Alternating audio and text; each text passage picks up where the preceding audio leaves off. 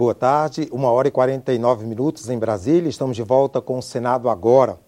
Você estava assistindo à reunião na Comissão de Constituição e Justiça. Você pode acompanhar essa reunião através do nosso portal na internet, senado.leg.br/TV, ou então através da página da TV Senado no YouTube. Permanece a indefinição quanto aos prazos para análise do parecer contrário do Tribunal de Contas da União sobre os gastos do primeiro mandato do governo Dilma Rousseff.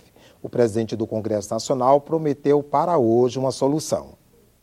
Primeira vez depois de 46 que o Tribunal de Contas manda para o Congresso Nacional um parecer contrário, que vai embasar a apreciação de contas. Então, tudo que acontecerá na sua tramitação do ponto de vista da Constituição Federal é novo, absolutamente novo. Os prazos da CMO, ele não garante o direito de defesa, o contraditório. O próprio Tribunal de Contas da União abriu um prazo, inicialmente de 30 dias, depois de 15 dias, 45 dias, para receber o contraditório. A grande pergunta é o seguinte, se esse contraditório feito no Tribunal de Contas, ele, do ponto de vista do Congresso e do ponto de vista de decisões do Supremo, ele resolve. Mas essa é uma decisão que nós estamos ainda ultimando. A dúvida é o seguinte, se o prazo é para apresentação de emendas e designação do relator, se você utilizar esse prazo para o contraditório, você estará invadindo um outro prazo especificado. Então, o esforço que está se fazendo é para que nós tenhamos uma decisão que garanta o contraditório, não crie nulidades para o processo e, na plenitude, o direito de defesa. Energia, desenvolvimento sustentável e direitos das minorias. A Comissão de Constituição e Justiça aprovou proposta de emenda à Constituição que abre oportunidades de ganhos para a economia das comunidades indígenas. A PEC 76 de 2011, de autoria do senador Blairo Maggi, prevê que os indígenas, mediante acordo, poderão receber renda decorrente da geração de energia a partir da exploração dos recursos hídricos localizados em suas terras ou próximos a elas. Fora da pauta, no início da reunião, o senador Jader Barbalho contestou com veemência notícias que o colocam como destinatário de recursos desviados da Petrobras, segundo delação premiada na Operação Lava Jato. Eu espero que o assunto seja aprofundado e efetivamente seja esclarecido, porque eu não tive, senhor presidente, nisso, nenhuma participação neste evento. O senador Roberto Requião lembrou que ontem o plenário da Câmara dos Deputados aprovou um projeto dele garantindo o direito de resposta a quem for citado nominalmente, sem as devidas provas, pelos meios de comunicação. Essas acusações que pesam hoje sobre o companheiro Jader já pesaram sobre mim muitas vezes. E a falsidade das acusações provada na continuidade não resolve o problema do julgamento e da condenação feita pela imprensa. Imprensa escrita, televisada ou falada. Esse direito de resposta vem a resolver esse problema. Mas o que nós temos que brigar agora, companheiro Jader, é pela velocidade da ida ao plenário desse projeto para que possa ir à sanção da Presidência da República.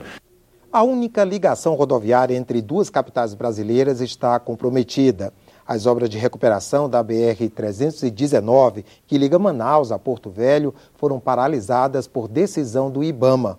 Em audiência pública da Comissão de Infraestrutura, senadores criticaram o embargo e cobraram o reinício das obras. A BR-319 foi construída nos anos 70. Até hoje, o trecho do meio, entre Rondônia e Amazonas, não é pavimentado. As condições de tráfego ficam extremamente precárias a cada estação chuvosa. Em 2008, o Departamento de Infraestrutura de Transportes, DENIT, e o IBAMA fizeram um acordo para a recuperação da rodovia, que não foi concluída.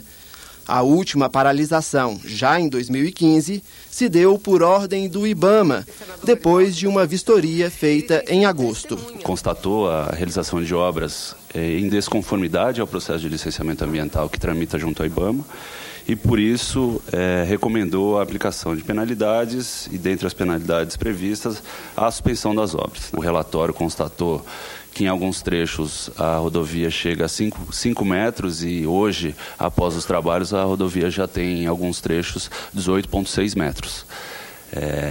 Por meio da supressão de vegetação. Na audiência da Comissão de Infraestrutura, o diretor-geral do DENIT enfatizou que as obras são de recuperação da BR-319 e não de ampliação. A manutenção dá condições de trafegabilidade na rodovia apenas, mantendo a característica original da rodovia. Então, o DENIT não está fazendo nada além do que já estava inicialmente na rodovia. Não estamos aumentando grade, não estamos aumentando plataforma, não há serviço de pavimentação. Senadores do Amazonas e de Rondônia fizeram duras críticas ao IBAMA e cobraram a retomada das obras na rodovia.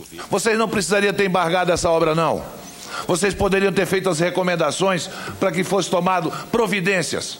E isso teria um prejuízo muito menor. Nós esperávamos que o problema com o tempo fosse sendo resolvido, mas isso efetivamente não aconteceu, senador Garibaldi. O tempo passa e o problema aumenta. Não dá para entender e aceitar como é que dois órgãos do mesmo governo, um quer fazer a obra e o outro não quer deixar fazer a obra. Muito bonito, IBAMA chegar, eu fiz um auto de infração de não sei quantos milhões no DENIT. Quem vai pagar essa conta? Somos nós mesmos, é o governo, é o Estado, é a União, é o povo brasileiro que vai pagar, gente. Como se isso fosse a solução. A audiência serviu para os representantes dos dois órgãos envolvidos acertarem uma solução. O conceito que eu manifestei aqui, e inclusive orientando o DENIT que solicite o levantamento de embargo, ele é um posicionamento com base na legislação. Então, isso sendo solicitado, o IBAMA vai conceder. Me comprometo aqui, no início da tarde, já entregar o documento pedindo o levantamento do embargo para o DENIT, com a explicação do que é uma obra de manutenção, para poder deixar registrado os itens que serão objeto de obra na 319. A importância de uma série de cuidados nos primeiros anos de vida pode garantir a capacidade de aprender das crianças. Na Semana de Valorização da Primeira Infância e Cultura da Paz do Senado, uma audiência pública conjunta das comissões de Educação, Assuntos Sociais e Direitos Humanos debateu uma teoria que pode mudar os paradigmas de desenvolvimento infantil. Pesquisas em epigenética mostram que até os genes podem ser alterados durante a gestação e nos primeiros anos de vida, dependendo do ambiente no qual mães e bebês estão inseridos. A TV Senado recebeu ontem, em São Paulo, o prêmio Vladimir Herzog na categoria Documentário para a Televisão, pela obra Em Busca da Verdade, dos jornalistas Lorena Maria e Deraldo Goulart. O prêmio é um dos maiores e mais antigos do jornalismo brasileiro na área de direitos humanos. A entrega do prêmio foi no Tuca, Teatro da Universidade Católica de São Paulo. Os jornalistas Lorena Maria e Deraldo Goulart receberam o prêmio na categoria Televisão Documentário, por Em Busca da Verdade. Aqui era a sala de tortura. Nessa sala eu fui torturada. Havia tortura? Eu digo que institucionalmente, não. Eu fui pendurado um dia 2 horas da tarde e foram me tirar 8 horas da noite. A partir do trabalho da Comissão Nacional da Verdade, criada para investigar e esclarecer casos de desaparecidos políticos na época da ditadura, o documentário faz um retrato emocionante sobre as violações de direitos humanos num dos períodos mais obscuros da nossa história.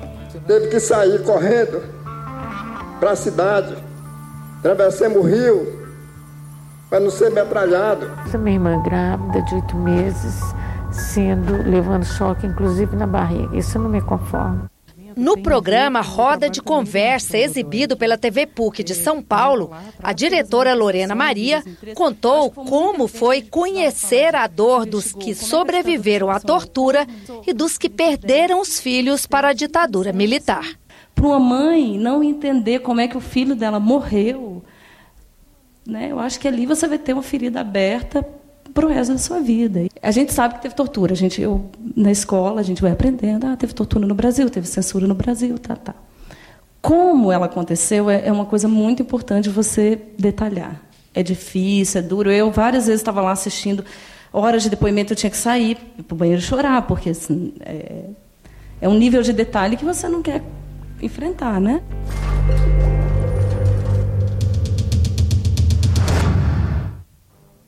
Esta edição termina aqui, voltamos a qualquer momento com outras notícias. Você acompanha em seguida, ao vivo, a sessão plenária desta quarta-feira. Boa tarde.